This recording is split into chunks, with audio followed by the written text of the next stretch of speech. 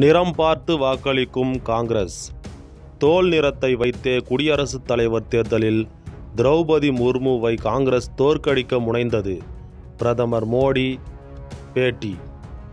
BJP சார்பாக பட்டியலினத்தவராகிய திரௌபதி முர்முவை குடியரசுத் தலைவர் வேட்பாளராக அறிவிக்கும் போது காங்கிரஸ் நிறத்தை மனதில் கொண்டு அவங்களுக்கு வாக்களிக்கக்கூடாது, அவங்கள தோல்வியுற செய்யணும் அப்படின்னு ஈடுபட்டதா பிரதமர் மோடி அவர்கள் குற்றச்சாட்டு சாடியிருக்காரு. அது மட்டும் இல்லாமல் காங்கிரஸுக்கு தெரிந்ததெல்லாம் மதவாத ஆட்சி, இனவாத ஆட்சி, நிறவாத ஆட்சி, ஒரு பிரிவினையை வச்சு தான் அவங்க இவ்வளோ நாள் இந்தியாவில் ஆட்சி பண்ணிட்டு வராங்க.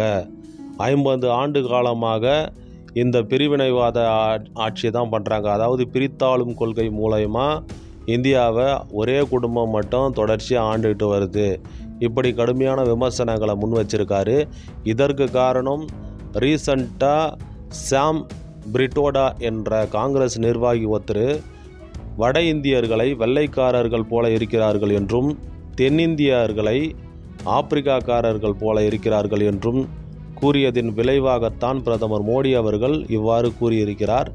இந்த வீடியோவை பார்த்துட்ருக்க நீங்கள் உங்களோட கருத்து என்னன்னு கமெண்ட் செக்ஷனில் சொல்லுங்கள். தேங்க்ஸ் ஃபார் வாட்சிங் அண்ட் கீப் வாட்சிங்.